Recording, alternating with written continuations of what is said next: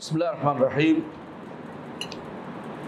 আলহামদুলিল্লাহ রাব্বিল আলামিন ওয়াসসালাতু ওয়াসসালামু আলা আশরাফিল আম্বিয়া ওয়াল মুরসালিন নবিয়িনা মুহাম্মদ ওয়া আলা আলিহি ওয়া সাহবিহি আজমাইন ওয়া বা'দ। আলহামদুলিল্লাহ, আজকে আমাদের তৃতীয় দর্স।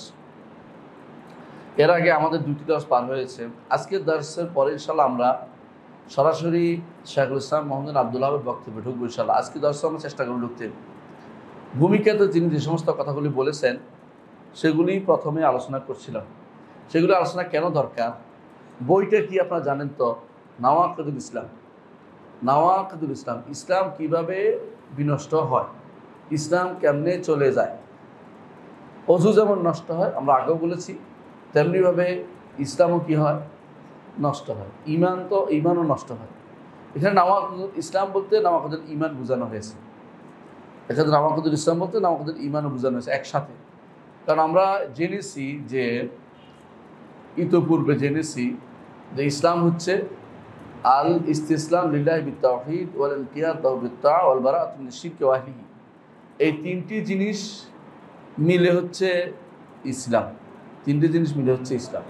তো এর মধ্যে আল ইস্তিসলাম লিল্লাহি বিত-তাওহীদ যেটা, এটা হচ্ছে ঈমান। ওয়াল বারাআতু ওয়াল ইনকিয়াদ লাহু বিত-তাআ এটা হচ্ছে ইসলাম। ওয়াল বারাআতু মিনাশ শিরকি ওয়া আহলিহি এটা হচ্ছে ওয়ালা মুবারাক কায়দা।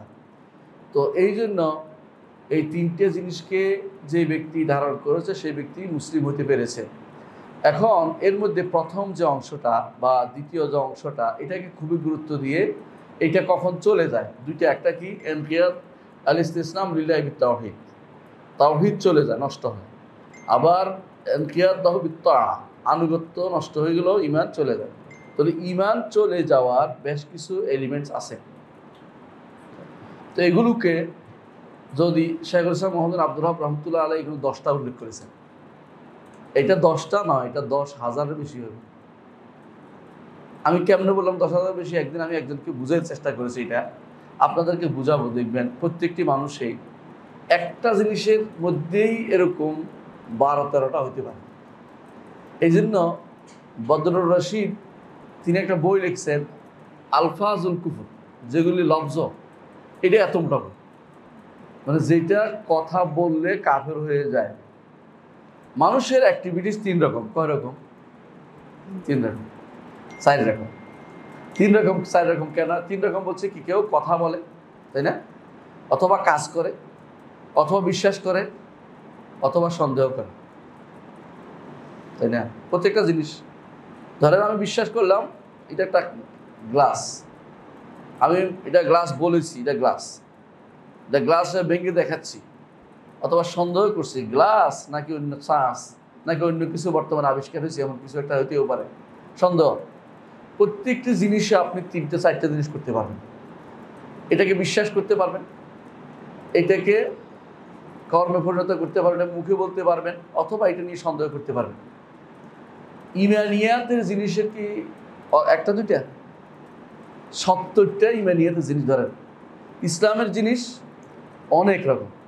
এগুলি সবগুলোতে যদি কোনো প্রত্যেকটাতে বিশ্বাসের জায়গা আছে, করার জায়গা আছে, কথার জায়গা আছে, বলার জায়গা আছে, সন্দেহের জায়গা তৈরি করা যায়। তাহলে আপনি বিশ্বাস করেও কেউ কাফের হয়ে যায়, কথা বলেও কেউ কাফের হয়ে যায়, কর্ম করেও কেউ কাফের হয়ে যায়, আবার সন্দেহ করে কেউ কাফের হয়ে যায়। আমরা একটা সংক্ষেপে উদাহরণ গত দার্সে দিয়েছিলাম, আজকে আমি কয়েকটা উদাহরণ দিব। যেমন কথার মধ্যে কেমনে কাফের হয়ে যায়। একজন মানুষ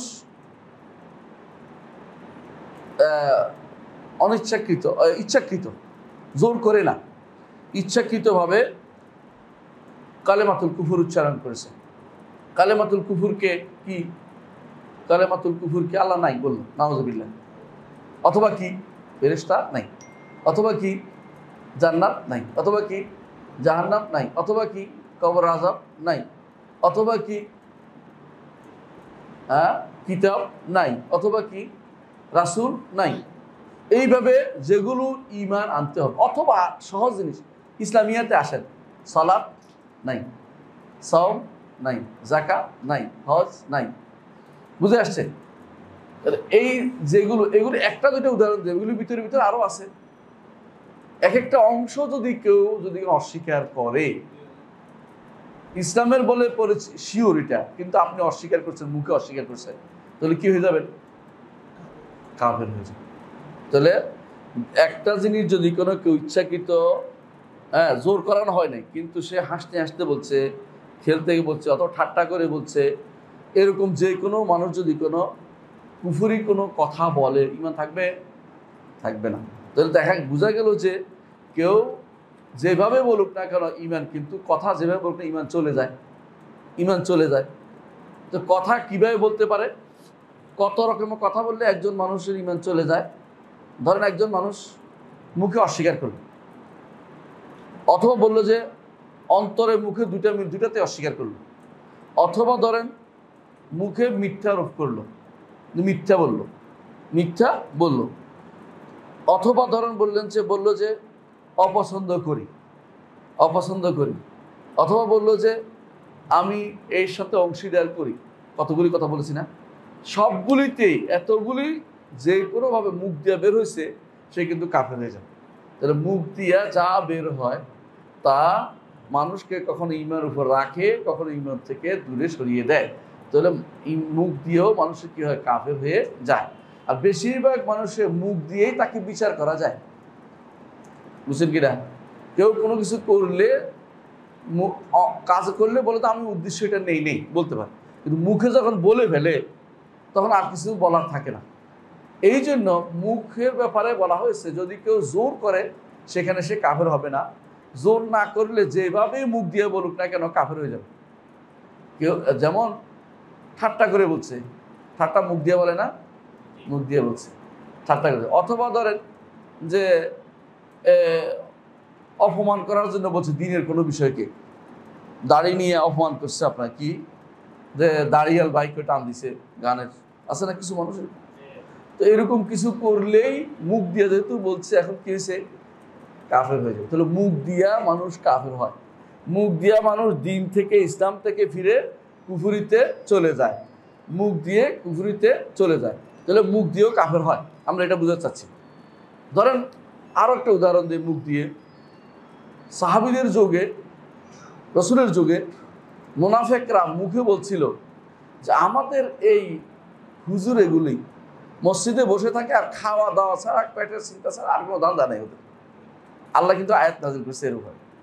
সূরা তাওবার 65-66 নম্বর আয়াত আল্লাহ তাআলা বলছেন, লা তা'তাযিরু, এখন আর ওযর পেশ করে লাভ হবে না, কাদ কাফারতুম বা'দা ঈমানিকুম, এই কথার কারণে কাফের হয়ে গেছে। মানে চিন্তা করে দেখছেন, মানে মুখ দিয়ে বলছে, ঠাট্টা করছে, একটা সামান্য কি মারা কয় আর কি, কি মারছে, এতে কাফের হয়ে গেছে, একটা কথা দিয়েই কাফের হয়ে গেল। অনুরূপভাবে কেউ যদি কোনো ধরেন মুখে বলল আব্দুল কাদের জিলানী আমাকে একটা সন্তান দেন, অথবা খাজা আমাকে সন্তান দেন, অথবা শাহজালাল আমাকে এই করে দেন, মুখে বলল, সে কি হয়ে যাবে? কাফের হয়ে যাবে। অথবা আমাকে বাঁচান, বদর বদর বদর, চট্টগ্রামের লোকরা যদি থাকেন, অনেকে থাকতে পারে, ওরা নৌকা ডুবতে লাগলে কি বলে? বদর বদর বদর, বদর ফিরে ওরা বাঁচাবে। এইটুকু সে যে বলছে, এতে কি ঈমান আছে না কাফের হয়ে যাবে? এর কারণে সে কাফের হয়ে যাবে। অথবা ধরেন কেউ মৃত মানুষকে ডাকলো, মরা মানুষকে ডাকলো, কি জন্য ডাকলো? যে আমার একটা সন্তান দেন বললো, তাহলে কি হয়ে যাবে? কাফের হয়ে যাবে, কাফের হয়ে যাবে। অথবা ধরেন ভালোবাসার ক্ষেত্রেও মুখে বলে ফেললো যে আমি রসুলকে ভালোবাসতে পারি না, নাউজুবিল্লাহ, মুখে বলে ফেললো। রসুলকে ভালোবাসা কি ঈমানের অংশ না? ঈমান। রসুলকে ভালোবাসতে পারে না, সে বিভিন্ন কারণ দেখাইলো, ঈমান আছে? ঈমান নাই। তাহলে বোঝা গেল যে মুখ দিয়ে অনেক কিছু বের হলেই ঈমান কিন্তু চলে যায়। মুখের হলো প্রথম প্রমাণ। অনেক কিছু মানুষের মুখ দিয়ে হঠাৎ করে বেরিয়ে যায়। দ্বিতীয় যা দিয়ে ঈমান চলে যায় তা হচ্ছে বিশ্বাস। বিশ্বাসটা কেউ দেখতে পায় না, দেখতে পায় না, কিন্তু কখনো কখনো বিশ্বাসের কাজটা প্রকাশ পায়। আমি যে এখানে আসছি, খেয়াল করেন, আপনি যে আসছেন সওয়াবের আশা করে আসছেন, এই জন্য আশা বোঝা যাচ্ছে যে লোকটা কি আছে, তার মধ্যে সওয়াবের আশা করে সে এখানে আসছে, সওয়াব হবে, বোঝা যাচ্ছে। কিন্তু মুখে বলছেন, মুখে বলেন নাই। আপনি ধরেন মুখে বলেন নাই, কিন্তু আপনি বই ছাত্রদের যে বই পড়াবেন ওখানে লিখে রাখলেন যে আমাদের রব 3 জন, মুখে কিছুই বললেন না, বললেন আমি তো বলি নেই, আমি তো বলি নেই। বলার বাকি আছে? বলার বাকি নেই, কারণ আপনি যেটা ভিতরে আছে এটা কি করছেন, বইতে লিখে ফেলছেন। আপনার বালাম গ্রন্থের মধ্যে লিখছেন ধরেন যে নারী পুরুষ সমান পাবে, এখন থেকে নারী পুরুষ সমান পাবে, অর্থাৎ একজন ব্যক্তির ছেলে মেয়েরা সমান পাবে। আপনি বালাম গ্রন্থে লিখে দিচ্ছেন, মুখে বলেন যে আমি তো ইমান আমার মানি, আমি হজ করছি, উমরা করি, আমি তাহাজ্জুদ পড়ি। ওটা কি কাজে লাগবে? ওটা কোনো কাজে লাগবে না, ওটা কোনো কাজে লাগবে না, কারণ আপনার যেটা করেছেন বোঝা গেল অন্তরে কি আছে, এটা বুঝার জায়গায় এসে গেছে, বুঝার জায়গায় এসে গেছে। আপনি মুখে বললেন যে নাতি, মুখে বললেন না কিছু, কিন্তু নাতিরে ছেলের সাথে ওয়ারিশ করে দিলেন, নাতিরে ছেলের সাথে দাদার ওয়ারিশ করে দিলেন। এটা কি বুঝায় আপনাকে ইমান আপনি রাখছেন? না, অন্তরে বিশ্বাসটা আপনি লিখছেন, বাস্তবায়ন করছেন, পিটাচ্ছেন মানুষদেরকে যে আল্লাহর শরীয়ত নামে কোনো কিছু থাকতে পারবে না। শরীয়ত নামে কোনো কিছু থাকলে আপনি কেটে দেন, শরীয়ত নামে ডিপার্টমেন্ট থাকলে, অনুষদ থাকলে আপনি কেটে দেন। এরপরে বলেন যে আমার ইমান অন্তরে আছে, গ্রহণ করা হবে? এটা গ্রহণ করা হবে না, কারণ আপনি ইচ্ছা করে কেটে দিয়েছেন সব কিছু। আপনার বিশ্বাসটা কিন্তু বেরোয় গেছে, বিশ্বাসটা কিন্তু বেরিয়ে গেছে। তাহলে বিশ্বাস কিন্তু, বিশ্বাসও মানুষের কি হয়, ইমান চলে যায়। হ্যাঁ, অনেক সময় ধরা পড়ে না, কিন্তু আপনাকে জানতে হবে কোন বিশ্বাস করলে আপনার অন্তর চলে যায়, আপনার অন্তর থেকে ইমান চলে যায়। প্রত্যেকটি কাজ, ইমানিয়াতের যতগুলি কাজ আছে, ইমানিয়াতের কি কি কাজ? আরকানুল ইমান। আপনি মনে মনে বিশ্বাস করছেন আল্লাহ 2 জন, মনে মনে বিশ্বাস করছেন আল্লাহ 3 জন, যত আছে সংখ্যা। মনে মনে বিশ্বাস করছেন আল্লাহর সাথে আরেকজন শরীক আছে, মনে মনে বিশ্বাস করছেন আল্লাহর কি নাই, কোনো গুণ নাই। মনে মনে বিশ্বাস করছেন, কত বলবো, মনে মনে যত রকমের আল্লাহ সংক্রান্ত কুফরি আছে মনে মনে লালন করছেন, তো কাফির হয়ে যাবে। মনে মনে বিশ্বাস করছেন যে, মুখে কিছু বলেন না, যে নিঃসন্দেহে ওলি আল্লাহদের ক্ষমতা মরার পরে আরো বেড়ে যায়, মরার পরে ওলি আল্লাহদের ক্ষমতা বেড়ে যায়। এবং আপনি বিশ্বাস করছেন ওলি আল্লাহ ইচ্ছা করলেই বদলাই ফেলতে পারে, আপনার সব ভাগ্যটাকে পরিবর্তন করতে পারে, ছেলেকে মেয়ে, মেয়েকে ছেলে বানাইতে পারে। মনে মনে বিশ্বাস করে বসে আছেন, মুখে কিছু বলেন না, ইমান আছে? ইমান নাই, ইমান শেষ হয়ে গেছে। মনে মনে বিশ্বাস করছেন যত রকমের বিপদ আছে সব খাজা বাবা উদ্ধার করতে পারে, আপনার কিন্তু ইমান নাই। তো মনে মনে যত রকমের ইমানিয়াত যত জায়গা আছে, একটু আগে যেগুলো কথার কথা হচ্ছে, কথায় বলেন নাই, অন্তরে এগুলি ভুলে বিশ্বাস করে বসে আছেন, আপনার কিন্তু ইমান চলে গেছে, ইমান কিন্তু আপনার নাই, আপনার কিন্তু ইমান নাই। তাহলে অন্তরের কথা আমরা না অন্তরের বিশ্বাসটা না বুঝলেও কোন জিনিস বিশ্বাস আনতে হবে সেটা কিন্তু আমরা বাদ দেন, তাতেও আপনার কি ইমান চলে যায়। মনে মনে বিশ্বাস, আমি কয়েকটা উদাহরণ দিব, আপনি বুঝতে পারবেন যে মনে মনে বিশ্বাস করে মানুষ কিভাবে ইমান হারা হয়ে যায়। ধরেন একজন মানুষ অহংকারী হলো, আমি কেন আল্লাহর ইবাদত করব, মনে মনে অহংকারী হয়ে রয়েছে, ইমান আছে? নাই। একজন মানুষ মনে মনে আল্লাহর ব্যাপারে সন্দেহ করলো, ইমান আছে? নাই। একজন মানুষ মনে মনে আল্লাহর ব্যাপারে কুধারণা পোষণ করলো, ইমান আছে? নাই। একজন মানুষ আল্লাহকে অপছন্দ করলো মনে মনে, কি ইমান আছে? নাই। শুধু আল্লাহ, ঠিক একই কাজ রাসূলের ক্ষেত্রে এই সবটি করতে একই হুকুম, কোনো পার্থক্য নেই। মানে ইমানিয়াতের যতগুলি আরকান আছে, ইমানের যত রোকন আছে, কোনোটার ক্ষেত্রে এই জাতীয় যদি অহংকার করে না মানা হয়, সন্দেহ করে না মানা হয়, তো ধারণা করা বলে যেগুলি ধারণা জিনিসগুলি বিশ্বাস করতেছি না তাও চলে যায়। কোনো অপছন্দ করছেন, অথবা মুখ ফিরিয়েছিলেন, অথবা আপনি মনে মনে ঠাট্টা করছেন, অথবা বোধ সীমা আপনি ঘৃণা করছেন, অথবা আপনি মুনাফিকি লালন করতেছেন, মনের ভিতরে যত রকমের কিছুই লালন করেন না কেন, আমি তো জানবো না, আমি হুকুমও দিব না, আমি আপনাকে কাফেরও বলবো না, কিন্তু আল্লাহর কাছে আপনি কাফের হয়ে রয়েছেন। বুঝছেন কথাটা? আমার কাছে হুকুম দেওয়াটা জরুরি না, আমি আপনাকে হুকুম দেওয়া জরুরি না, আপনি ভিতরে ভিতরে কাফের হয়ে রয়েছেন। যে ব্যক্তি মনে মনে আল্লাহর দ্বীনের কোনো একটি প্রতিষ্ঠিত বিধানের ব্যাপারে সন্দেহ করবে, অহংকার মানতে অহংকার করবে, বিরোধিতা করবে, ঘৃণা করবে, ঠাট্টা করবে, এই জাতীয় অপছন্দ করবে, হ্যাঁ, সেই ব্যক্তি কিন্তু ঈমান থেকে বেরিয়ে গেছে। দলিল যালিকা বিআন্নাহুম কারিহু মা আনজালাল্লাহু ফাহবাতা আমালুহুম, এটা এই জন্য যে আল্লাহ যা নাজিল করেছে এবারে তাদের অপছন্দ আছে, এই জন্য তাদের আমলগুলি সব বিনষ্ট হয়ে গেছে। আল্লাহ পর্দা নাজিল করছে, পর্দা নাজিল করছে, কোরআনেই আছে ওয়াকারনা ফি বুয়ুতিকুন্না ওয়ালা তাবাররাজনা তাবাররুজাল জাহিলিয়াতিল উলা। আপনার এটা পছন্দ হচ্ছে না, আপনার এটা পছন্দ করতে পারেন নাই, ঈমান কিন্তু নাই। কেন? আল্লাহ বলে দিয়েছে, আল্লাহ দাড়ির কথা বলেছে, রাখতে রাসূল বলেছে, আল্লাহ রাসূল একই রাসূল, যা আল্লাহ যা বলেছেন রাসূল যা বলেছেন সমান, কোনো পার্থক্য নেই। সহিহ হাদিস শুদ্ধ হইলে হইল। রাসূল বলেছেন দাড়ি রাখতে, আপনার কাছে দাড়ি রাখা অপছন্দ, ঈমান কিন্তু আপনার নাই। রাসূল এটা পছন্দ আপনাকে করতে হবে। আপনার মধ্যে অবশ্যই অন্যায় করেন কোনোটা, একটা মানুষ দাড়ি কামায়, কিন্তু গুনার অনুভূতি থাকতে হবে। গুনার অনুভূতি থাকলে ঈমানদার। আর যদি মনে করেন কিছুই না, কিসের গুনাহ, ঠিকই আছে, অহংকার হয়ে গেলেন, তখন কিন্তু ঈমান নাই। বুঝতে হবে যে কারণ, হ্যাঁ, যদি না জানেন তাকে জানাতে হবে। তাকে বিভিন্ন কারণে সরাসরি তারা কাকফির আমরা করছি না, কিন্তু মৌলিকভাবে সে কিন্তু ঈমান চলে গেছে। বহু মানুষ কিন্তু ঈমান হারা হয়ে বসে রয়েছে, তারা মনে করে তারা ঈমানদার। এই জন্য শাইখুল ইসলাম মুহাম্মদ বিন আব্দুল ওয়াহাব রাহমাতুল্লাহ আলাইহি কোথাও বলেছেন যে ওয়াইন সাল্লা ওয়া সামা ওয়া জাআমা আন্নাহু মুসলিম, যদিও সে সালাত আদায় করে, সাওম পালন করে এবং মনে করে সে মুসলিম, বাস্তবে সে মুসলিম না। অর্থাৎ সে আল্লাহর কাছে মুসলিম হিসাবে এখন আর নাই। আমাদের কাছে সে মুসলিম, মসজিদে আসে, সালাত আদায় করতেছে, সাওম পালন করতেছে, সুন্দর সুন্দর কথা বলতেছে, কিন্তু তার ঈমান কিন্তু আর নাই। কারণ সে ঈমানের যে জিনিসগুলো অন্তরে ধারণ করার কথা, যেগুলি বিরোধিতা করা যায় না, সেগুলি বিরুদ্ধে সে চলে গেছে। তাহলে দেখা যাচ্ছে যে বিশ্বাসের কারণে মানুষের ঈমান নষ্ট হয়, বিশ্বাসের কারণে মানুষের ঈমান নষ্ট হয়। এবং বিশ্বাসের এগুলো অনেক বেশি, এগুলো অনেক বেশি। কারণ মানুষের অন্তরের ভিতরে বিভিন্ন রকমের প্রতিক্রিয়া আসে। অনেক প্রতিক্রিয়া আসে কীরকম? কেউ প্রতিক্রিয়া আসছে মনে মনে ঘৃণা করছে, কেউ প্রতিক্রিয়া আসছে ঠাট্টা করতেছে অন্তর ভিতরে, কেউ প্রতিক্রিয়া আসছে ভিতরে কিন্তু জমে গেছে, আয়সা উড়ে গেছে, এটার জন্য কোনো গুনাহ হবে না। আবার বলছি, কোনো কিছু আসছে তারাই দিচ্ছে, নাউযুবিল্লাহ, আস্তাগফিরুল্লাহ করে বাম দিকে থুতু করছে, 3 বার ইস্তেগফার করছে, এটার জন্য সে গুনাহগার হবে না, কাফের হবে না। কিন্তু মনে মনে ধারণ করে বসে রয়েছে যে এইটাই ঠিক, এটা নিয়ে মনে একবার ভালো করছেন, ওই সময় ঈমানটা চলে গেছে। এই জন্য যখনই এরকম আসবে সঙ্গে সঙ্গে কি বলতে হবে? আস্তাগফিরুল্লাহ আল আযীম, আমানতু বিল্লাহি ওয়া রাসূলিহি, কুল হুয়াল্লাহু আহাদ, আল্লাহুস সামাদ, লাম ইয়ালিদ ওয়া লাম ইউলাদ ওয়া লাম ইয়াকুল লাহু কুফুয়ান আহাদ।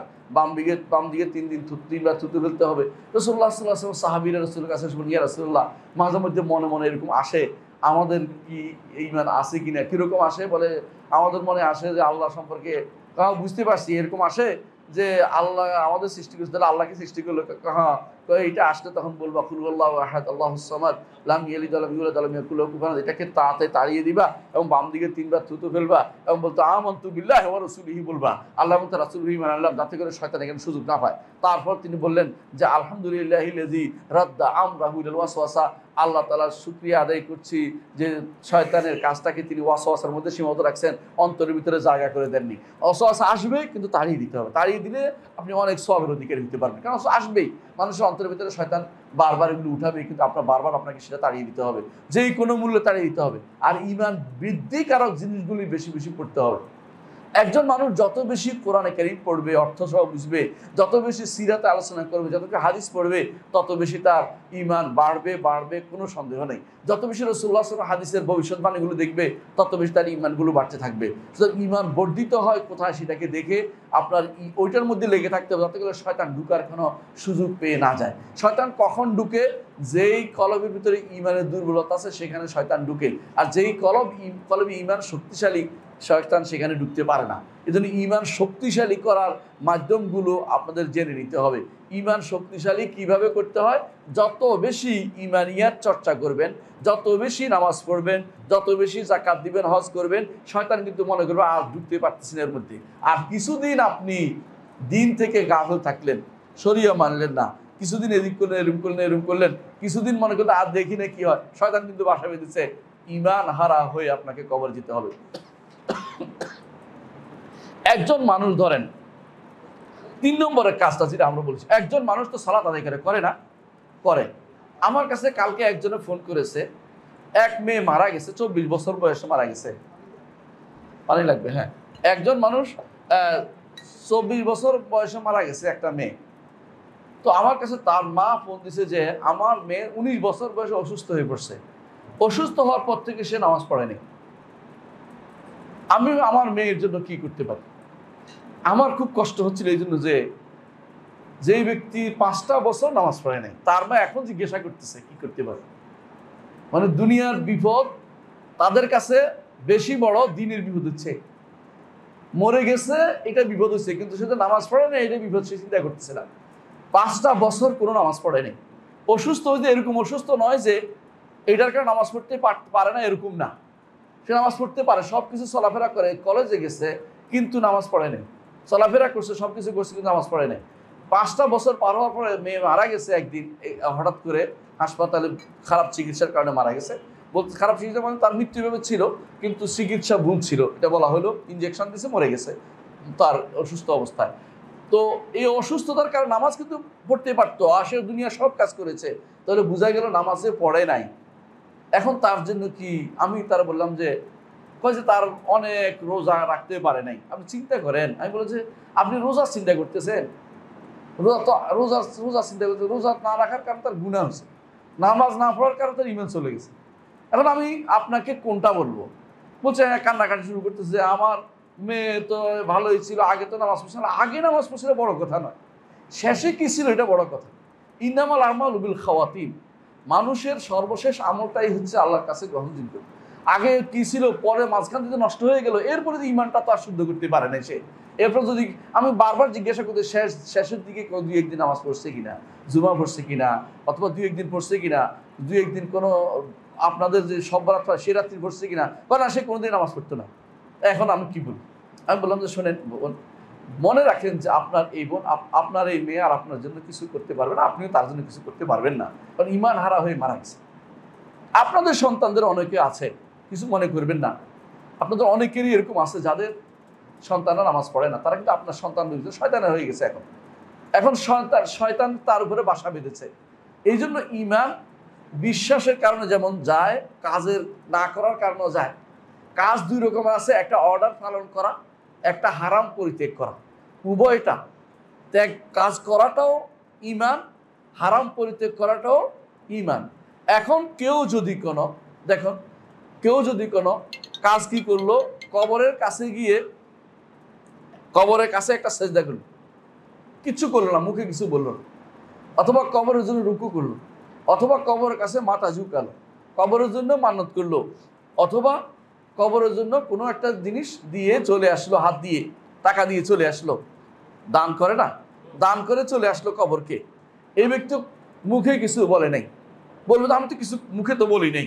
মুখে বলা লাগবে না, আপনার কর্মই আপনাকে কি বানাচ্ছে, কাফের বানিয়ে দিয়েছে, বুঝেন তো। আরেকটা ধরেন, এটা তো কর্মের ব্যাপার। কিছু আছে এরকম যে কর্মটা ত্যাগ করতে বলেছে শরীয়ত। সুদ খাওয়া গুনার কাজ, কিন্তু সুদ খাওয়ার ব্যাপারে বেপরোয়া হওয়াটা কুফরি। পার্থক্য বুঝেন কিনা? একজন মানুষ সুদী ব্যাংকে চাকরি করতেছে, এটা হারাম হারাম হারাম, কোনো সন্দেহ নাই। লোকটার মনের ভিতরেও আছে যে আমি হারাম কাজ করতেছি, আল্লাহ আমায় মাফ করো, মাঝে মধ্যে আসে কান্নাকাটিও করে। লোকটা মাপ পাওয়ার, যতই অন্যায় করুক, মাপ পাওয়ার একটা কি আছে, সুযোগ আছে। কিন্তু লোকটা যদি মনে করে কিসের হারাম, ওই বেটা কি করে, ওই বেটা তো আরো বেশি অন্যায় করে, ওই তো আরো অন্যায় করতেছে, ওই কারণ কাফের হয়ে গেছে উনি। কারণ হচ্ছে তিনি এখন ছেড়ে দেওয়াটাকে, যেটা ছেড়ে দিতে হবে, ছেড়ে দেওয়া না দেওয়ার প্রবণতা তার মধ্যে বৃদ্ধি পাইছে। এখন তিনি এটাকে হয় অহংকার করে, অথবা এটা নিয়ে আল্লাহ কেন এটা হারাম করে নিয়ে তার পছন্দ হচ্ছে না, বুঝছেন তো। আমি একদিন আমাদের ইউনিভার্সিটির ডাইনিংয়ে বসে খাইতে বসছি, তো একজন আমাকে জিজ্ঞাসা করছে সুদী ব্যাংকে চাকরি করা, বলছে হারাম, সুদী ব্যাংকে চাকরি করা হারাম। পাশে একজন, তিনি নিজেকে আজ্ঞেয়বাদী দাবি করেন। আজ্ঞেয়বাদী বুঝেন তো? আজ্ঞেয়বাদী মানে তিনি কিছু জানেন না, বুঝেন না আর কি। তিনি এখন বলেন যে আমি কিছুই বুঝি টুঝি না, কিন্তু এখন বুঝতেছেন, আমারও জিজ্ঞাসা করলে বুঝবেন, এখন দেখবেন। উনি দাঁড়িয়ে বলছেন আপনি এইভাবে বলতে পারেন না। আমি বলছি আরে আপনাকে তো বলি নাই, আমি জানি তুমি আজ্ঞেয়বাদী, ওনাকে বলি কি লাগবে, জানি না কিছু। আমি তো আপনাকে তো আমি বলি নাই, বলছে আপনি এভাবে বলতে পারেন না, এটা উপকার হচ্ছে, আপনি জানেন জনগণের উপকার করা, এটা তো আপনাদের কিতাবেই লেখা আছে, মানে এখন আমাদের কিতাবে লেখা আছে, আল্লাহ খুশি হন। ও আচ্ছা, তোর তো জিনাবে বিচারে তো উপকার হয়, তাই না, একজনের খুশি করা হয়, এটাও জায়েজ হয়ে যাওয়ার কথা। কারণ এইভাবে বলতে পারেন না, আপনি বেশি বাড়াবাড়ি করতেছেন, মানে আমি নাকি বাড়াবাড়ি করতেছি, যাকালা করলে আর এই বাড়াবাড়িতে আমি যাচ্ছি না। আমি বলতে চাচ্ছি এরকম যা পরিত্যাগ করতে হয় তাও যদি আপনার কাছে মনে হয় যে এটা পরিত্যাগ করা জরুরি না, আপনি কিন্তু ঈমান হারা হয়ে গেছেন। যদি মনে করেন জরুরি, তারপরে গুনার অনুভূতি আছে, আপনি যত বড় গুনাই করেন না কেন আল্লাহ তাআলা আপনাকে ক্ষমা করবেন। এটাই হচ্ছে শরীয়তের বিধান। কি ইয়া ইবাদিয়াল্লাযিনা আসরাফু আলা আনফুসিহিম লা তাকনাতু মির রাহমাতিল্লাহ ইন্নাল্লাহা ইয়াগফিরুয যুনুবা জামিআ। হে আমার বান্দারা, যারা নিজের নফসের উপর জুলুম করেছ, নিরাশ হয়ে আল্লাহ সমস্ত গুনাহ ক্ষমা করবেন। কিন্তু যদি আমি মনে করি না, কিসের গুনাহ, আমি এবার এটা পূজা করলাম কোন দিন, কত মানুষের তো করে, ওগুলি দেখেন না, কেবল আমার দিকে তাকিয়ে আছেন কেন, মানে আমাকে চোখে দেখেন আর কাউকে দেখছেন না। এই জাতীয় গুনাহগুলির অর্থই হচ্ছে এর মধ্যে অনুভূতি আর নাই, এখন তিনি অনুভূতি শূন্য হয়ে গেছেন। তার মধ্যে তিনি উল্টা অনুভূতি দিচ্ছেন যে এটা কেন হারাম হবে, হারাম কেন হবে, কিন্তু তিনি তাকে বুঝাইতে হবে। সুবহানাল্লাহ। আমি শেখুল আলবানির একটা ছোট্ট একটা জিনিস অনুবাদ করে ফেসবুকে দিছি কয়দিন আগে, 2 দিন আগে, 1 দিন আগে বললাম যে শেখুল আলবানি, আমি জানি যে এটার কি হুকুম, তো আমরা আগেও বলেছি। উদ্দেশ্য হচ্ছে শেখুল আলবানির কথাটা দিয়ে কিছু মানুষকে, যারা অনেকে শেখুল আলবানিকে ভালো মানে, তাদেরকে অন্তত বুঝাতে পারে যে ভাই আপনার এটা কিন্তু শুদ্ধ। তিনি বলতেছেন যে শেখুল আলবানি বলেছেন সুদী ব্যাংকে চাকরি করা জায়েজ নাই। উনি ব্যাংক সরাসরি বলছেন কোনো ব্যাংকে চাকরি করা জায়েজ নাই, এমনকি ব্যাংকের যদি কোনো ঝাড়ুদার হয় তাও জায়েজ নাই।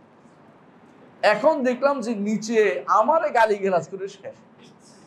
আপনি আমার বাড়িতে টাকা দিয়ে আসবেন নাকি, একজন বলতেছে, আরেকজন বলতেছে আপনি কি আমার বউ বাচ্চা পালবেন নাকি, আরেকজন বলছে আপনার তো বউ দরকার ফতোয়াবাজি করতেই পারেন, আরেকজন মানে আমি শুধু বলছি আল্লাহ আমি এখন কি করি, মানে অবস্থা এমন দাঁড়াইছে যে আমি কোথায় পালাই, মানে এমন অবস্থা। আমি এখন জবাব দেওয়া বন্ধ করে দিচ্ছি, যা বলতে থাক যা ইচ্ছে তা বলে, আমি আমার কথা বলিনি। আমি শেখুল আলবানির কথা বলে তোমাদেরকে বলেছি কথাটা, তিনি বলেছেন, আলেমরা সমস্ত আলেমরা একই কথা বলেছেন। এমনকি এই কথা শুধু আমার কথা নয়, শেখুল আলবানির কথা নয়, সবারই কথা। কিন্তু তিনি বলেছেন, তাকে জিজ্ঞাসা করা হয়েছে, প্রশ্নটার উত্তর এভাবে তিনি দিয়েছেন যে কাম্মাম হওয়া জায়েজ নাই, অর্থাৎ ময়লা টুকানো জায়েজ নাই, যেহেতু ঝাড়ুদার হওয়া জায়েজ নাই, এটা বলেছেন। এখন যদি কেউ মনে করে এটা কি জায়েজ, কি করবেন আপনি? সে কিন্তু এখন গুনার অনুভূতিতে আর নাই। যে ব্যক্তি হারামের জায়গাটুকুকে গুনার অনুভূতি হারিয়ে ফেলেছে, সেই ব্যক্তি কিন্তু কুফরিতে লিপ্ত হয়ে গেছে, ঈমান হারা হয়ে গেছে। এখন যদি তার ওজর আছে কিনা এটা আলাদা মাসআলা, কিন্তু প্রাথমিকভাবে সে ব্যক্তি কাফেরদের অন্তর্ভুক্ত হয়ে গেছে।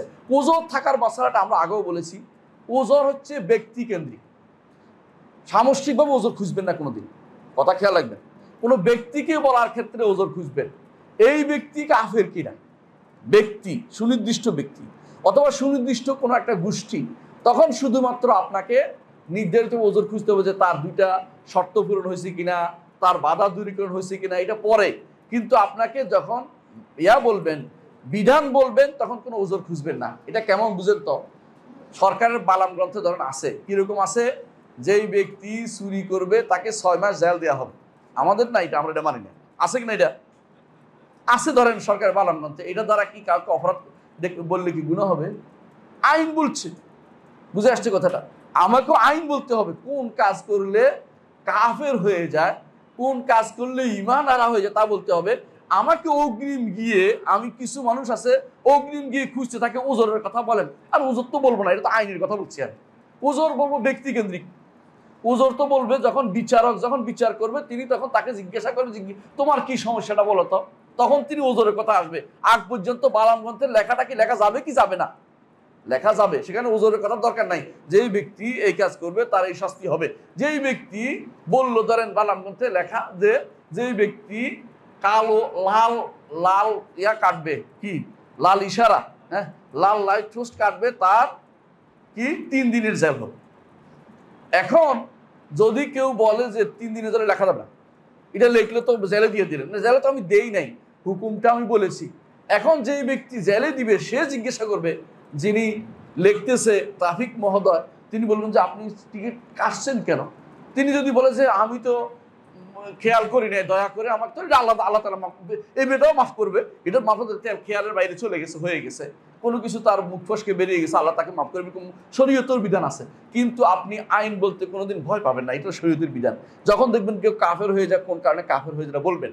শাইখ হোসেন মোহাম্মদ আব্দুল ওয়াহাব রাহমাতুল্লাহ যখন এই গ্রন্থ লিখেছেন, এই কাজ করলে কাফের হবে, এই কাজ করলে কাফের হবে, তিনি বলেছেন। কিন্তু তিনি এখানে বলেন নাই যে ওজরের মাসলা আর বাধার মাসলা এখানে উল্লেখ করেন না। হ্যাঁ, ব্যক্তি কেন্দ্রিক যখন হবে বা সুনির্দিষ্ট একটা গোষ্ঠী কেন্দ্রিক হবে তখন শুধুমাত্র আপনাকে ওজোর উল্লেখ করতে হবে এবং বাধা উল্লেখ করতে হবে। এই জন্য আমরা এর পর থেকে কোনোদিন আর বাধা আর ওজোর উল্লেখ করবো না। কেন কাফের হবে এটা বলে দেবো, এবং ব্যক্তি নিজের উপর চিন্তা করবেন যে আমার ওজোর আছে কি নাই, আমার বাধা আছে কি নাই, তিনি সেটা চিন্তা করবেন। কিন্তু আমরা মনে করবো যে এই কাজ করলে কাফের হয়ে যাবে। কথা বুঝাতে পারছি? তাহলে বোঝা গেছে, আর বারবার এটা বলবো না। তাহলে মানুষ কিছু কথা বললে কাফের হয়, কিছু কাজ বললে কিছু কাজ করলে কাফের হয়, কিছু বিশ্বাস রাখলে কাফের হয়। হ্যাঁ, তিনটা জিনিস। 4 নম্বর হচ্ছে কিছু জিনিসে দেখেন কাজও করলাম না, বিশ্বাসও করলাম না, হ্যাঁ, কিছু বললামও না, আরেকটা জিনিস থাকতে পারে, এটা কি? সন্দেহের মধ্যে দোদুল্যমান থাকা। মানে আমি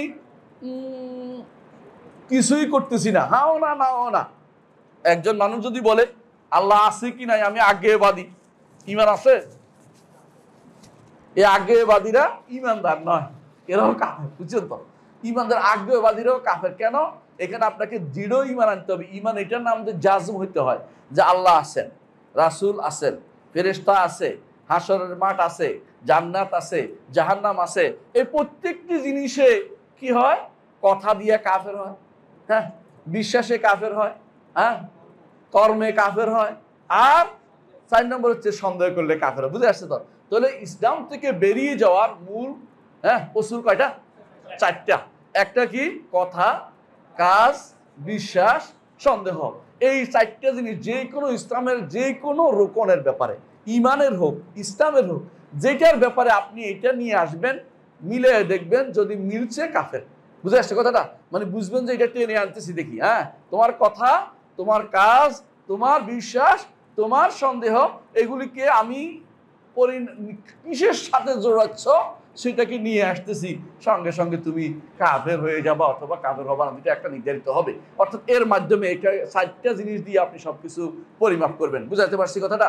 মনে রাখবেন, অনেকেই এই যে শাইখুল ইসলাম নিজে উল্লেখ করেন, বিভিন্ন কিছু জিনিস উল্লেখ করেন যেগুলি মানুষের মধ্যে প্রচুর পরিমাণে হয়। তিনি 10টি জিনিস উল্লেখ করেছেন। 10 কেন? সাধারণত মানুষ 10 খুব পছন্দ করে। আল্লাহ কোরআনে কারিমে তিলকা আশরাতুন কামিলা বলেছেন এই জন্য। 10 কেন? আপনি অনেক, আমরা একটু আগেও বলেছি, বহু মাসআলা আপনি বের করতে দেখেন এখানে নাই, এবং যেগুলো আমাদের ভলিউম লেখা হয়েছে যেগুলোর উপরে মানুষ কাফের হয়ে যায়। এমনকি হানাফি মাযহাবের কিতাবে লিখেছে, কেউ যদি কোনো মসজিদকে একটু ঠাট্টা করে বলে যে মুসাইজিদ, অর্থাৎ ছোট্ট মসজিদ, কাফের হয়ে গেছে। চিন্তা করে দেখছেন? এমন কেউ যদি কোনো রাসূলুল্লাহ সাল্লাল্লাহু আলাইহি ওয়াসাল্লাম কদু পছন্দ করতেন, একজন বলল যে আমি কদু পছন্দ করি না, কি হবে?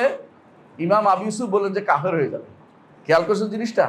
এমন ধরেন কেউ বলছে যে নবুয়তের দাবি করছে, একজন বলল যে তুমি যে নবুয়তের দাবি করছো তোমার প্রমাণ দাও, কাফের হয়ে গেছে।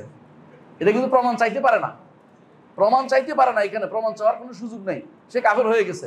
কারণ হচ্ছে আপনার ঈমান ঠিক থাকতে হবে যে খাতামান নবিয়্যিন, নবীদের মধ্যে শেষ নবী হচ্ছে মুহাম্মদুর রাসূলুল্লাহ সাল্লাল্লাহু আলাইহি ওয়াসাল্লাম। সেখানে আপনি আর প্রমাণ চাওয়ার অর্থ হচ্ছে আপনার কিন্তু আর ঈমান নাই। আপনি মনে করছেন এটা কি আর করছি, এই প্রমাণে না চাইছি, কিন্তু আপনার তো ঈমান চলে গেছে এর মধ্যে। সুতরাং বুঝতে হবে শরীয়তের কোনো বিষয় আপনাকে প্রমাণ, এ শরীয়ত বলছে, শরীয়ত কিনা আগে জানেন।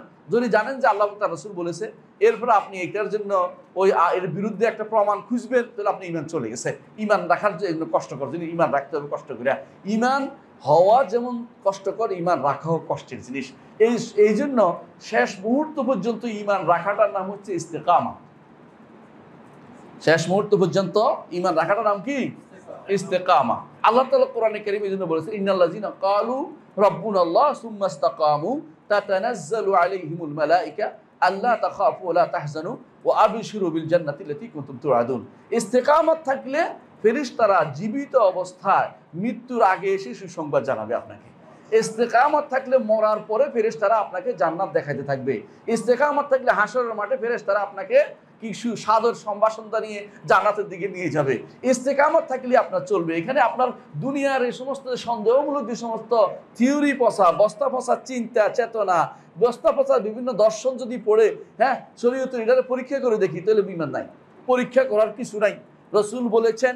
রসুল বলেছেন যে মাছির ডানে কি আছে? হ্যাঁ, মাছির এক ডানাতে রোগ আছে, এক ডানাতে আরোগ্য আছে, আপনি বলেন যে পরীক্ষা করে দেখি তো, ইমান নাই, পরীক্ষা করার কিছু না, বিশ্বাস ঠিক আছে। এখন আপনি বলেন যে বিশ্বাস ঠিক আছে, আমি পাই কিনা দেখি, সেটা আলাদা কথা, আপনি নাও পেতে পারেন, আপনি না পাইলেও বিশ্বাস করবেন যে ঠিক আমার আল্লাহ আমাকে এখনো সেই জিনিসটা ধরিয়ে দেন নাই। একটা সময় ছিল কেউ যদি বলতো যে মানুষ চাঁদে গেছে, মানুষ তার পাগল বলতো না, পাগল বলতো না। আমাদের নবী দুনিয়া থেকে চাঁদকে দ্বিখণ্ডিত করার জন্য আল্লাহর পক্ষ থেকে কি পেয়েছেন, সাহায্য পেয়েছেন, দ্বিখণ্ডিত হয়েছে। আল্লাহ কোরআনে বলেছেন ইকতারাবাতিস সাআতু ওয়ানশাক্কাল কামার, চাঁদ দ্বিখণ্ডিত হতে পারে। এখন কি সবাই বলে, কারণ এটা একটা বিশাল জিনিস, এটা দুই ভাগ হতেই পারে। তখনকার দিনে এটা বুঝতো না, মনে করতো আলোর এটা আবার দ্বিখণ্ড হয় কি করে, আলোরে ভাগ করবে কি করে, আলো তো একখানে থাকার কথা। এখন বুঝছে যে এটা আলো না, এটা একটা ভূমি, এটার মধ্যে আলোর বিকিরণ হয় এবং জগৎ এটা দ্বারা আলোকিত হচ্ছে, এটা বুঝছে এখন। কিন্তু একটা সময় হয়তো কেউ এটা বুঝতো না, তাই বলে কি ওই সময় অস্বীকার করলে পরীক্ষা করে দেখি কি ইমান থাকতো না, পরীক্ষা করে ইমান থাকতো না। পরীক্ষা করার বিষয় নয়, নবী বলেছেন এটাই সত্য, এটাই মানতে হবে আপনাকে, ওই পরীক্ষা করার জিনিস নয়। কিছু মানুষ যদি কোনো বলে কবর আযাব হয় কিনা একটু পরীক্ষা করে দেখি, ইমান আছে নাই। আপনাকে মনে করতে হবে কবর আযাব শুদ্ধ, রসুল বলেছেন, কোরআন আল্লাহ বলেছে, হাদিসে বলেছে, হাদিসগুলি সবগুলি মুতাওয়াতির পর্যায়ে, এবং কোরআনে কারীমের ভাষ্যতে আল্লাহ তাআলা স্পষ্ট বলে দিয়েছেন যে কোথায় বলেছেন, ফেরাউনের ব্যাপারে বলে দিয়েছেন আন্নাসি ওয়ারাদুন আলাইহা গুদুওয়া ওয়া আশিয়া ওয়া ইয়াউমা তাকুমুস সাআতু আদখিলু আলা ফিরাউনা আশাদ্দাল আযাব। স্পষ্ট বলেছেন এখন তাদের মধ্যে সকাল বিকাল তাদেরকে আযাব দেয়া হচ্ছে, আর কিয়ামতের দিন তাদের কঠিন শাস্তি দেওয়া হবে। আল্লাহ কোরআনে বলে দিয়েছেন এটা হচ্ছে কবর আযাব হচ্ছে তাদেরকে। এবং কবর আযাবের ব্যাপারে আরো বহুত হাদিস আছে, রাসূল হাঁটতে দেখছেন এক কবর আযাব হচ্ছে, রাসূল বললেন যে এই কবর আযাব বেশি কিছুর জন্য না, কি জন্য হচ্ছে, হ্যাঁ, পেশাবের কারণে। আরেকটা কি, নমিমা, চগলখড়ি করতো, বলতো না, একটা না, এরকম বহু হাদিস দিয়ে রাসূলুল্লাহ সাল্লাল্লাহু আলাইহি ওয়াসাল্লাম হাদিস প্রমাণিত হয়েছে। তারপরেও এখন আপনার মনে হলো পরীক্ষা করে দেখি, মেশিন বসাইছে কেউ, এখন বলে মেশিন শোনাতে চেষ্টা করতেছে, এগুলি সব হচ্ছে ইমান বিরোধী কাজ, এগুলি ইমান থাকার কথা না। আপনি যদি কোনো ইমান রেখে করেন তাহলে এটা হলো অতিরিক্ত কাজ। আর যদি ইমান না পরীক্ষা করে দেখি আছে কিনা, তাহলে আপনি ইমান নাই, আগে থেকে ইমান হারা হয়ে গেছেন। আপনাকে আগে ইমান বিল গায়েব যেটাকে বলে, না দেখে ইমান আনার বিষয়টাকে সবসময় সামনে রাখতে হবে। আল্লাহ তার রাসূল বলেছেন এটাই সত্য, হ্যাঁ, আমি আল্লাহর উপর ইমান আনিছি। কিছু মানুষ এখন অনেকেই মোটিভেশনাল স্পিকার অনেক বেড়ে গেছে, মোটিভেশনাল স্পিকাররা কথায় কথায় কথায় কথায় কিভাবে চেষ্টা করে যে কোনো মূল্যে আল্লাহকে প্রতিষ্ঠা করার জন্য, আল্লাহ আছেন এটা প্রমাণ করার জন্য বসে থাকে। আমরা ওই চেষ্টা করি না। এই চেষ্টা যারা ইতিপূর্ব করেছে সবাই মৃত্যুর সময় সন্দেহ নিয়ে মরেছে। এমনকি ইমাম রাজি রহমতুল্লাহ আলাইহি মরার সময় বলেছিলেন যে নিশাপুরের বুড়ির ইমানটা আমাকে দাও। নিশাপুরের বুড়ির ইমান বুঝছেন তো, নিশাপুরের বুড়ি বলছিল আমার এত সন্দেহ নাই, আল্লাহ আছেন আমি বিশ্বাস করি। হ্যাঁ, যখন দৌড়াচ্ছিল একজন মানুষ আলেমের পিছনে, বলে কেন দৌড়াও, বলে তিনি আল্লাহর অস্তিত্বের উপরে 101টা দলিল জানে। হায় রে, আল্লাহর অস্তিত্বের উপরে 100 দলিল লাগে, এটা তো সোজা জিনিস, আল্লাহ আছেন এটা তো সহজ কথা। কিন্তু উনি 101টা দলিল নিয়েও মরার সময় চিন্তা করতেছে মোজেবা সালেবা মিলতেছে না, মানে মান থেকে মিলে না। মানতে কি মানতে করতে হলো তিনি অবশ্যই আছেন, থাকলে কেন আছেন, কেন থাকবেন না, কেন থাকবেন এটা মিলাতে পারতেছেন না, মিলতে মিলতে কবরে চলে যেতেছে, অর্থাৎ ইমান নিয়ে না যেতে পারতেছে। এখন তিনি বলতেছেন আমি মরতে চাই, নিশাপুরের বুড়ির ইমান নিয়ে মরতে চাই, অর্থাৎ সব বাদ, আমি এখন আল্লাহ আছেন কেউ মরতে চাই। তো সারা জীবন চেষ্টা কি করেছেন, বেহুদা কাম করেছেন। কিছু মানুষ আছেন এই কাজটা, যারা মোটিভেশনাল স্পিকার নিয়ে মনে করতেছেন আপনারা যে আপনি এখন ইমানের পরীক্ষা করে আপনার প্রতিষ্ঠা করে দেখাবেন যে ইমান আছে, ওইটা করতে যাবেন না, আপনাকে ওইটা দয়া করে করতে যাবেন না। আপনি বলেন যে ইমান বিল গায়েব আছে, আপনি যদি মানেন আল্লাহ তাআলা আছেন মানেন, না মানলে আপনার হিসাব আপনি দেখবেন। আপনি আমার বাপের অধিকার হবে, বাপির বাপের, হ্যাঁ, আপনার আমাদের জানাজা পাবেন না, আমাদের কবরস্থানে যেতে পারবেন না, আপনি আমাদের মেয়েদের বিয়ে করতে পারবেন না, আপনি আমাদের মসজিদে ঢুকতে পারবেন না, আপনি আমাদের জানাজা পাবেন না, আপনিও আপনার জানাজাও আমরা নিব না, আপনার জানাজা শরীক হব না, বলতে থাকেন আপনাদের ওয়ারিশ হবেন না, এগুলি বলে দিবেন আগে আগে, যাতে করে তার ইমান ঠিক থাকে বিভিন্ন কারণে। কারণ ইমান বিল গায়েবের মাসালাটা এটা এই নয় যে প্রমাণ করে দেখাবেন, ইমান বিল গায়েবের জায়গাটা প্রমাণ করে জায়গা নয়। হ্যাঁ, কিছু জিনিস আপনার ইমানকে বর্ধিত করতে পারে, অটোমেটিকলি যেটা এসে যায়। অনেক সময় আপনার ইয়েসদাল্লাযিনা আমানু ঈমানা, অনেক কিছু রাসূল বলেছেন, এখন আপনার চোখের সামনে ধরা পড়লে আপনি বলছেন আল্লাহ আল্লাহু আকবার, রাসূলুল্লাহ সাল্লাল্লাহু আলাইহি ওয়াসাল্লাম বলেছেন ইমান অটোমেটিক বাড়বে। এটা কোনো নিষিদ্ধ জিনিস নয়, এটা নিষিদ্ধ জিনিস হতে পারে না। হ্যাঁ, এটা কোনো আমরা নিষিদ্ধ বলছি না, কিন্তু আপনি মনে করতেছেন যে একবার প্রমাণ করে দেখাবেন আল্লাহ আছে, এটা করার জিনিস নয়। এটা করবে, এটা একদিন হয়ে যাবে। যেদিন এটা হয়ে যাবে, যেদিন এটা হয়ে যাবে সেদিনকার ঈমান আর গ্রহণ করা হবে, আর কবুল করা হবে না। কোন দিন? যেদিন পশ্চিম দিগন্তে সূর্য উঠবে সেদিনকার ঈমান গ্রহণ করা হবে না। কারণ আলেমুল গাইবের জায়গা শেষ হয়ে গেছে, এখন আলেমুল শাহাদা আসছে। এখন হাসরের মাঠে সবাই বলবে রব্বির জিউনি, আল্লাহ ফেরত দেন। এবারে গেলে আর কোনোদিন আপনার বিরোধিতা করবো না, কারণ আল্লাহকে দেখে ফেলছে। হ্যাঁ, আল্লাহ কি বলবে? কাল্লা ইন্নাহা কালিমাতুন হুয়া কাইলুহা, কথার কথা, আবার গেলে আবারও ফিরবি, কারণ ভুলে যাবি। এখন তো আর মনে রাখতে হবে, মরলে তো আবার যদি যাইতে হয় মরে যেতে হইব, আর মরে গেলে ওইটা ভুলে আসবি। কেন আল্লাহ তাআলা তো আমাদের থেকে এর আগেও একটা অঙ্গীকার নিয়েছেন না, আমাদেরকে সেই অঙ্গীকার তো ভুলে বসে আছি। তো আবার হাসরের মাঠে গেলে আবার সেটা বলছে এবার গেলে আর জীবনে কোনোদিন আপনারে আর ভুল করবো না। আবার আসলে আল্লাহ বলছেন আবার গেলে আবারও তোমরা ভুলে যাবে আমাকে। হ্যাঁ, ইন্নাহা কালিমাতুন হুয়া কাইলুহা ওয়া মিন ওয়ারাইহিম বারযাখুন ইলা ইয়াউমি ইউবআসুন, বলছে না কোনোদিনই তোমরা এটা করতে পারবে না। তোমাদের ঈমান নসিব, তোমরা আসলে ঈমান বিল গায়েব, আল্লাহ তাআলা তার রাসূলের মাধ্যমে যা যা পাঠিয়েছেন এর ঈমান আনতে পারো নাই, এইজন্য তোমাদের এই দুর্দশা। আলা কুল্লি হাল, আমরা বুঝতে পারলাম যে ঈমান নষ্ট হয়, এবং এটা কথায় হয়, কাজে হয়, বিশ্বাসে হয় এবং সন্দেহের মাধ্যমে হয়, 4 জিনিসের মাধ্যমে হয়। এবং এগুলি এত ব্যাপক যে প্রত্যেকটা জিনিসের মধ্যে 4টা জিনিস ধরেন, আপনি প্রত্যেকটা জিনিস 4টা জিনিস ধরেন, ঠিক না? প্রত্যেকটা জিনিস ধরেন। আল্লাহর উপর ঈমান, এইটার জন্য কেউ আল্লাহর উপর অন্তরে মনে মনে ঈমান আনে নাই, কাফের। মুখে ঈমান আনে বললো কাফের, কর্মকাণ্ডে ঈমান আনে বুঝাইলো কাফের, সন্দেহ করলো কাফের। ফেরেশতার উপর ঈমানের মাসলা আসেন, একই রকম 4টা আছে না? আবার ধরেন এর ভিতরে প্রত্যেকটা যেটা মুখে বলবে এটাও বিভিন্ন রকমের আছে। মুখে কোনোটা তিরস্কার করে বলছে, কোনোটা মিথ্যারূপ করে বলছে, কোনোটা ঠাট্টা করে বলছে। এইগুলি যদি ধরেন আপনার এটা 1000 হয়ে যাবে, 1000 কারণে কাফের হয়ে যাবে মানুষ। তাহলে আপনাকে শিখতে হবে ঈমান কিভাবে টিকিয়ে রাখতে হয়, কোন কথার কারণে আপনি কাফের হয়ে যাবেন, আপনাকে সাবধান থাকতে হবে। তাহলে কি বুঝাতে পারছি আমি? প্রিয় ভাইরা, তাহলে ঈমানিয়াতের ব্যাপারে, অর্থাৎ ঈমান নষ্ট হওয়ার ব্যাপারে আমরা বুঝতে পারছি যে ঈমান নষ্ট হয়, কিন্তু আমরা এই মাসআলাতে দেখতে পাই মানুষের মধ্যে তিনটা স্তর রয়েছে। এক স্তর কি, একদল আছে এদের মধ্যে যে তারা গুনাহ এবং কুফরের মধ্যে পার্থক্য করতে পারে না। বুঝেন কিনা? হ্যাঁ, গুনাহ এবং কুফরি বুঝছেন কিনা? একজন মানুষ ধরেন একটা সুদের ব্যাংক প্রতিষ্ঠা করছে, অথবা ধরেন একজন মানুষ একটা সিনেমা হল প্রতিষ্ঠা করছে। এখন আপনি সঙ্গে সঙ্গে বললেন যে লোকটা কাফের। আছে একটা গোষ্ঠী আছে না, কি জন্য বলে তারা এটা? বলেন তো, তারা খাওয়ারিজ।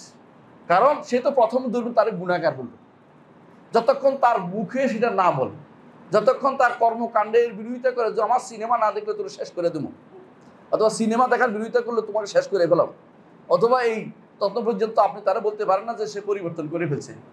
এমনও হতে পারে সে শয়তানের প্ররোচনায় অন্যায়টা করছে। একজন মানুষ যখন বেবিচার করে সে কি ঈমান শেষ হয়ে যায়? না, গুনাহগার হয়। কিন্তু যদি বেবিচার জায়েজ মনে করে, না করলেও কাফের হয়ে যাবে, বুঝছেন তো? এখন যদি আপনি মনে করেন যে যেহেতু সে বেবিচার করেছে সেহেতু সে এটাকে হালাল না করে কি আর করছে নাকি, হালাল মনে করেই তো করছে, সুতরাং এরপরে তাহলে সে কাফের হয়ে গেছে, তাহলে সে কাফের। সুতরাং এই জাতীয় যারাই করবে তারা সব কাফের। এরা হলো খাওয়ারিজদের কাজ। এই কাজটা ঈমানদার করে না। ঈমানদার বলে যতক্ষণ আমার কাছে প্রমাণিত না হচ্ছে, স্পষ্টভাবে মুখে অথবা আকীদার বিষয়টা কোনোভাবে আকীদা বাইরে আসছে, অথবা তার কর্মে, অথবা তার সন্দেহ জিনিসটা প্রকাশ করছে, সেই ব্যক্তি তখন পর্যন্ত আমি তাকে কাফের হুকুম দিতে পারি না। হ্যাঁ, আমি তাকে যারা করছে তাকে বলবো উভয়কে একসাথ করবো না, আমি দুইটা ভাগ রাখবো। একটা হচ্ছে কুফরুন দুনা কুফর, একটা হচ্ছে কুফর আকবর। শিরকে আকবর এবং কুফর আকবর যদি কারো থাকে, সেই ব্যক্তি কাফের হয়ে যাবে, প্রমাণিত। সে মুখে হোক, অন্তরে হোক, কর্মকাণ্ডে হোক, সন্দেহের মাধ্যমে হোক, যেটা দিয়ে হোক, কুফর আকবর কুফর আসগর হলে কি হবে? কাফের হয়ে যাবে। যে কুফর আকবর হলে আর কুফর আসগর হলে সে ব্যক্তি কি হবে?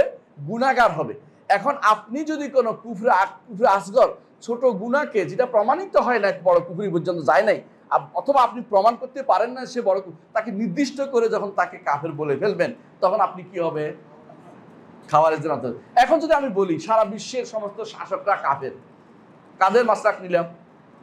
খাওয়ারিজদের কাজ এটা। কারণ আপনি এগুলো পাইকারি কথা বলছেন, পাইকারি কথা বলতে পারবেন না। বুঝে আসছে কথাটা? আপনি যদি এখন বলেন সারা বিশ্বের সকল ব্যাংক কলা কাফের, বলতে পারবেন না? এটা বললে আপনি খাওয়ারিজদের অন্তর্ভুক্ত। বুঝে আসছে কথাটা? সারা বিশ্বের যত সিনেমা হল বানাইছে সব কাফের, বলতে পারবেন? কি হবে? আপনি খাওয়ারিজদের মাসলাক নিলেন। কারণ এইটা সিনেমা হল বানাইছে, কিন্তু তার কি কারণে বানাইছে একটু খোঁজ নেন। এটা তো আপনি সরাসরি কাফের, কিন্তু গুনার কাজ প্রথমে। হ্যাঁ, এভাবে বলতে পারবে, যেই ব্যক্তি সিনেমা হল বানানোকে হালাল বলবে, যে ব্যক্তি সিনেমা হল বানানোকে বৈধ বলবে, যে ব্যক্তি সিনেমা হল বানানোর কোনো ব্যাপার না বলবে, ইসলামের সাথে কোনো বিরোধ নাই বলবে, যেই ব্যক্তি বলবে যে সুদ খাওয়া কোনো বিষয়ই না, সুদ হচ্ছে হ্যাঁ কি বলে মানুষের ইন্টারেস্ট, ফায়দা, হ্যাঁ এই জাতীয় নতুন নতুন নাম আছে, তো আরো অনেক রকমের নাম আছে, এই জাতীয় নাম দিয়ে এটাকে তারা বৈধ করার জন্য পথা বিশেষে সবাই কাফের এটা বলবেন। কিন্তু যে ব্যক্তি সুদ খাইছে শুনলে কাফের বলে দিবেন না, কারণ এটা তো হইতে পারে সে না জেনে করেছে, অথবা তার কোনো ওজোর রাস্তার বাধা আছে নির্ধারিত করে, আপনি গুনাহগারকে কাফের বানিয়ে দিবেন না। বুঝে আসছে? তো একদল আছে, এখানে তিন ধরনের মানুষ আছে। একদল আছে যারা কবিরা গুনাহকেও কাফের বানিয়ে দিচ্ছে, বুঝে আসছে? আরেক দল আছে এর মধ্যে, এদেরকে বলে খাওয়ারে, যারা কবিরা গুনাহ কাফের বানিয়ে গেলে।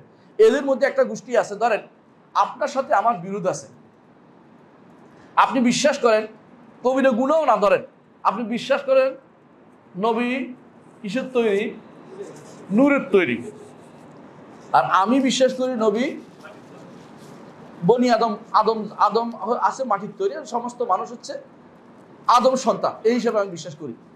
এবং আমরা সবাই মাটি, এবং আমরা মাটিতে মাটি হয়ে যাবো। মিনহা খালাকনাকুম ওয়া ফিহা নুঈদুকুম ওয়া মিনহা নুখরিজুকুম তারাতান উখরা। আল্লাহ তাআলা আমাদেরকে জানিয়ে দিয়েছেন এই মাটি দিয়ে আমাদের আদমকে সৃষ্টি করেছে, এবং সমস্ত মানুষ আমরা আদম সন্তান, একই গোষ্ঠী, মাটিতে তৈরি। এইটা হিসেবে নবীও এর বাইরে কেউ না। নবীর বাবা মানুষ ছিলেন, নবীর মাও মানবী ছিলেন, এবং তারা দুনিয়াতে খাবার খেয়েছেন, বাথরুম সেরেছেন, দুনিয়াবী প্রয়োজন পূরণ করেছেন, সন্তান সন্ততি জন্ম দিয়েছেন, পানি পান করেছেন, তাদেরও রক্ত বের হইতো শরীর থেকে। এগুলি সব কিছু আমার কাছে স্পষ্ট প্রমাণ যে তিনি মানুষ ছিলেন। তারপরেও আপনি বিরোধিতা করতেছেন। বিরোধিতা করে কি বললেন? যে কেউ বলবে নবী মাটির তৈরি সে কাফের, আছে না? এই গোষ্ঠীতে এখন ভর্তি। আপনি এখন দেখেন, প্রথমত আমি কবিরা গুনাহ করি না, তারপর আপনি কাফের বানাই দিচ্ছেন। আমি যেটা বলছি এটাই সত্য, তারপর আপনি কাফের বানিয়ে দিচ্ছেন। কথা বুঝেন? এখন আপনি দেখা যাচ্ছে আপনি কিন্তু খাবারের চেয়েও চরমে গেছেন। আপনি এখন মনে করতেছেন, একজন আমাকে বলেছে, আমি একবার গিয়েছিলাম চাঁদপুরে খুতবা দিতে গেছিলাম, একজন এমনভাবে জড়াই দিচ্ছে, আর ছাড়েন, আমি ভয় পেয়ে গেছি, এটা মেরে ফেলে নাকি আমারে। পরে বলতেছে না, আপনাকে মারার জন্যই আসছিলাম।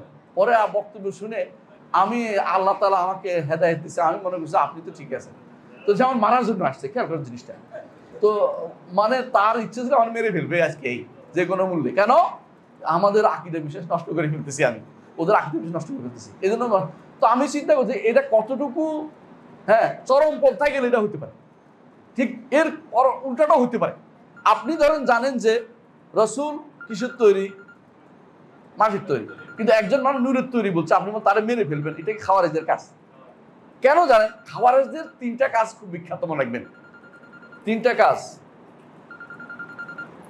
এক নম্বর কাজ হচ্ছে, খারেজিরা মনে করে কবিরা গুনাহ করলে কাফের হয়ে যায়, বুঝলেন তো কথাটা? দুই নম্বর কাজ হচ্ছে, এরা মনে করে যে রাষ্ট্রপ্রধানের কথা শোনার দরকার নেই। এরা সবগুলি, যতগুলি কোর্ট আছে সবগুলি হচ্ছে কি, এগুলি হচ্ছে তাগুতি কোর্ট। সুতরাং তাগুতি কোর্ট, খেয়াল করেন জিনিসটা, তাগুতি কোর্ট ওরা বলে, এগুলি তাগুতি কোর্ট। সুতরাং এদেরকে পাইলে মারতে হবে, নাউজুবিল্লাহ। বুঝছেন? তিনটা এটার সাথে জড়িত হয়েছে, তিনটা। অর্থাৎ এক নম্বরে হচ্ছে কোনটা? খারেজিরা তিনটা নীতির উপর প্রতিষ্ঠিত। এক নম্বর নীতি হচ্ছে কবিরা গুনাহগার কাফের। দুই নম্বর নীতি হচ্ছে রাষ্ট্রপ্রধান বা তার উইং যত আছে সবগুলি কি কাফের হয়ে রয়েছে, নাউজুবিল্লাহ। এখন এই জন্য তারা মনে করে যে রাষ্ট্রের কোনো কর্মচারীরাও কাফের, নাউজুবিল্লাহ, এরকম মনে করে যে কারণ ওদের সহযোগী এরা, এই জন্য মানে কাফের কেমনে বানাইতেছে, এটা ডালপালা মেলে এটাকে নিচে নিয়ে আসছে।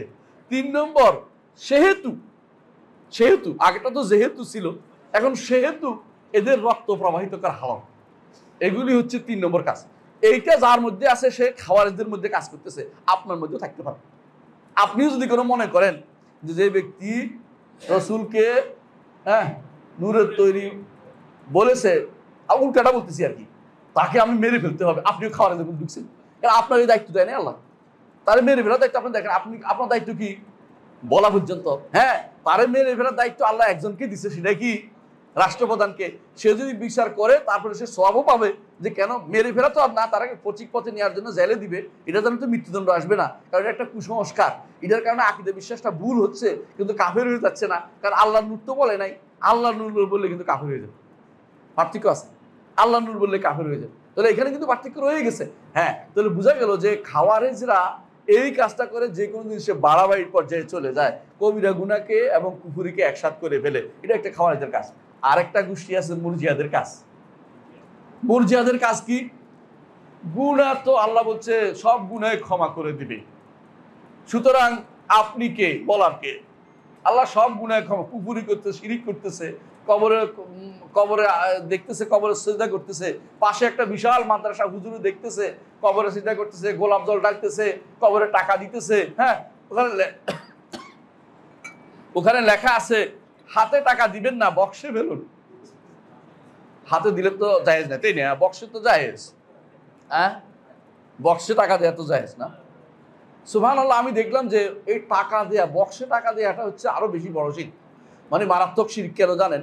বক্সের টাকা বিনা কারণে কেউ দেয় না ভাই। দুনিয়াতে ফকিরে টাকা দিতে হলে ৫টা খুঁজে খুঁজে দেয়, ছিঁড়ে পড়া আছে কিনা দেখো একটা, দেখো সবচেয়ে যেটা ১০ টাকা ৫ টাকাটা দেয়। আর যেটা আপনি দেখতে পাচ্ছেন যে ওখানে বড় টাকাটা দিচ্ছি, হ্যাঁ, পাগলার মসজিদে ৩ মাস পরে কয় কোটি টাকা বের হয়?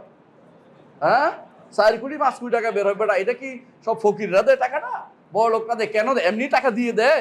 আমার তো মাদ্রাসা করতে চাইলেও কেউ ১০ টাকা ২০ টাকার বেশি দেয় না। কোনো দেখি যে ১ টাকা দিছে কেউ, মানে দেখে যে টাকা কোথাও দিতে পারে না, ওটা আমার অ্যাকাউন্টে দিছে, ওই বিকাশের মধ্যে দিছে। আর এটা দিয়ে দেয় একটা ক্ষতি করছে, বুঝতে পারবো না তারে। ২ টাকাও দেয় কেউ কেউ, দেখ যা ইচ্ছে তা হোক, আলহামদুলিল্লাহ আলা কুল্লি হাল দিছে মনে মনে কই। আর পাগলার মসজিদে ৩ মাস পরে ৩ কোটি ৪ কোটি টাকা বের হয়। এগুলো কি জন্য দিছে? কারণ সে মনে করে এখানে দিলে তার উদ্দেশ্য সিদ্ধ হবে, তার মনের প্রাপ্তি পাওয়া যাবে, এখানে দিলেই কাজটা হয়ে যাবে। বুঝছেন তো? আমাদের গাজীপুরের মধ্যে একটা পুকুর আছে যেখানে মানুষ টাকা ফেলে, যে যার টাকা ভাসে তার উদ্দেশ্য পূরণ হবে না, যারটা ডুবে যায় সে মনে করে আমার উদ্দেশ্য পূরণ হচ্ছে। এই জন্য হ্যাঁ, রাতের বেলা আবার ব্যাট দিয়া রাতের বেলা খাদেমরা এগুলি উঠে নিয়ে যায় টাকাগুলি, এবং সেগুলি বাজারে আবার দেয়। বুঝছেন তো? এই জন্য অনেক টাকা ভিজে ভিজে পাবেন, ওগুলি ওখান থেকে বেরিয়ে আসছে। তো এখানে প্রচুর টাকা দেয়। এখন কি ছবিশো একজন দেখেন টাকা দিচ্ছে, তো জিজ্ঞাসা হচ্ছে বোন আপনি টাকা দিচ্ছেন কেন? আমার একটা মনের মান্যতা আছে, পূরণ হবে। টাকা দেওয়া মানে হচ্ছে শিরক, আর কোনো বাদ নেই, পুরোটাই শিরক হয়ে গেছে এখন। কারণ টাকা কোনো কারণ হতে পারে না। টাকা আমারও দিতে পারেন, টাকা ভাই আমি তো নিতে পারি, ওরা তো নিতেই পারে না।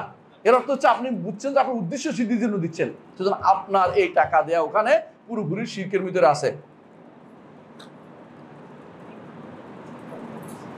এত কিছু দেখার পরেও আপনি দেখতে পাচ্ছেন শিরিক করতেছে, এরপরে আপনি বললেন যে আল্লাহ গফুরুর রাহিম, আল্লাহ ক্ষমাশীল, আল্লাহ ক্ষমা করে দিবে। এত সোজা মাসের আপনি, এত সস্তা মশালা না। শিরিক করলে আল্লাহ বলে দিয়েছেন ইন্নাল্লাহ লা ইয়াগফিরু আন ইউশরাকা বিহি ওয়া ইয়াগফিরু মা দুনা যালিকা লিমান ইয়াশা। শিরিক করলে, কুফর করে কবরে গেলে আল্লাহ ক্ষমা করে দিবেন না বলে দিয়েছেন। তারপরে আপনি যদি বলেন যে আল্লাহ ক্ষমাশীল, তাহলে কাজ হবে না। হ্যাঁ, আপনি তওবা করলে আল্লাহ সব ক্ষমা করে দিবেন। তওবা করেন অন্তর থেকে। তওবার অর্থই হচ্ছে এই কাজ আর জীবনে করবেন না, দৃঢ় সংকল্প হবেন, এই কাজ থেকে উঠে চলে আসবেন এবং আল্লাহর কাছে মাফ চাইবেন যে আল্লাহ আর জীবনে করব না, তওবা প্রতিজ্ঞাবদ্ধ হন এবং এরকম কাজ আর ভবিষ্যতে করবেন না, শিওর হন, এবং এই কাজ থেকে আপনাকে মানুষের সম্পদ হলে তা ফেরত দেন। এত কিছু পড়ার পরে তওবা হয়। মুখে যদি তওবা বললে যদি হইতো, তো মানুষ সারাদিন তওবা জিকির করত। সুতরাং মনে রাখবেন, মুরজিয়ারা কি করে, যখন তারা শিরকও দেখে তখন তারা না দেখার ভান করে। আমাদের দেশের অধিকাংশ মানুষ মুরজিয়া। আর মুরজিয়া হওয়ার মূল কারণ কি জানেন? ঈমান তাদের কাছে শুধু অন্তরের বিশ্বাসের নাম। ঈমান তাদের কাছে শুধু অন্তরের বিশ্বাসের নাম, ১ নম্বর কারণ।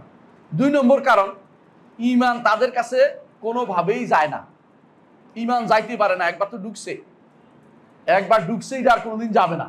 যত রকমই আপনি এটারে মারেন না কেন, এটা আর যাবে না, কারণ এটা যাওয়ার জায়গা নেই, খুঁজে পাচ্ছে না জায়গা, এটা জায়গা খুঁজে পায় না। ঈমান তাদের কাছে কোনোদিনই যায় না। আর ৩ নম্বর কারণ হচ্ছে, ঈমান তাদের কাছে বাড়েও না কমেও না। অর্থাৎ সে একবার যে লা ইলাহা ইল্লাল্লাহ বলছে, এটা দিয়ে ঈমান হয়ে গেছে, এখন তার ঈমান হচ্ছে আবু বকর ঈমানের মতো, নাউজুবিল্লাহ। আর ৪ নম্বর কারণ হচ্ছে শিরিক এবং কুফর সম্পর্কে না জানা, এবং ৫ নম্বর কারণ হচ্ছে রাসূলুল্লাহ সাল্লাল্লাহু আলাইহি ওয়াসাল্লাম হাদিসগুলোর মধ্যে সমন্বয় সাধন না করা। সমন্বয় সাধন বুঝুন কিনা?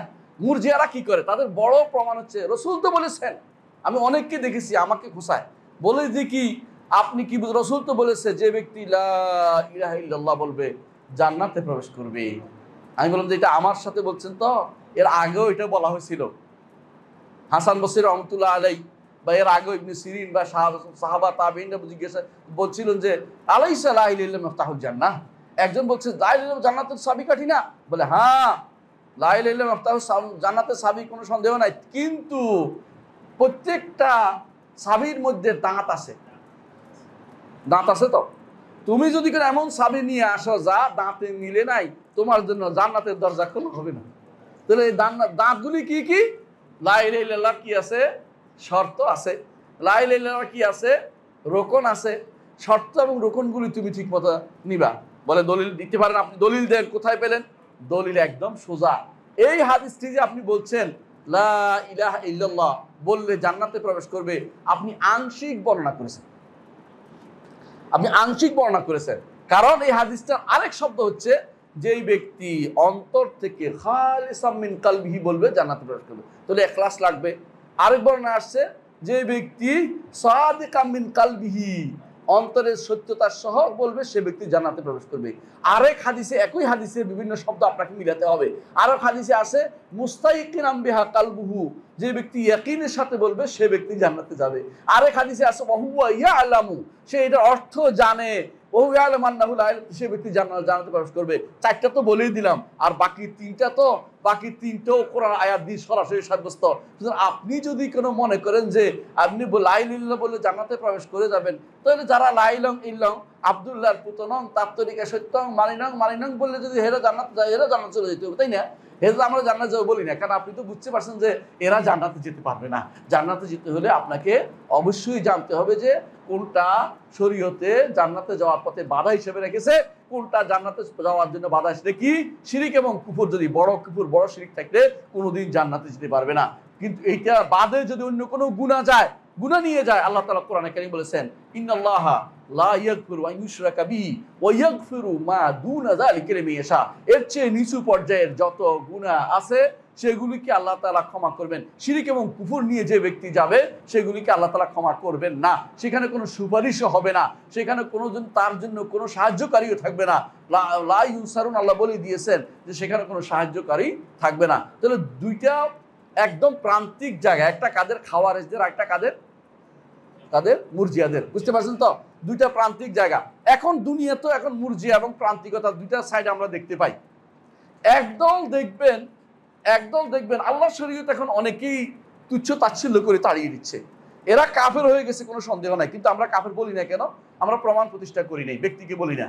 কিন্তু যারাই আল্লাহ শরীয়তকে তাড়িয়ে দিবে, আল্লাহ শরীয়তকে জনজীবন থেকে তাড়ানোর জন্য সারা দিন তাদের মন খাটাচ্ছে, এরা সব কিন্তু কাফের। বুঝছেন তো কথাটা? আল্লাহ শরীয়তকে যারা মন মাইন্ড থেকে যে আল্লাহ শরীয়ত বলতে কিছু রাখবো না, এই জন্য দেখবেন আমাদের এখন কোথাও শরীয়ত বলতে কোনো কিছু কেউ রাখতে রাজি নাই, শরীয়ত পড়াইতে রাজি নাই। আপনার বিশাল বিশাল ইউনিভার্সিটি হবে, কিন্তু শরিয়া কোনো বিভাগও হবে না, ডিপার্টমেন্টও হবে না, কারণ তারা এটা রাখতে রাজি নাই। এ নিয়ে আলোচনা করতে তারা রাজি নাই, কারণ সুযোগ পেলে এগুলিতে কচু কাটা করতে রাজি, যেভাবে কাটতে পারে এভাবে কাটে। এরা যে কাফের হয়ে গেছে কোনো সন্দেহ নাই। বুঝে আসছে কথাটা? কিন্তু আপনি এর বিপরীতে কি করবেন?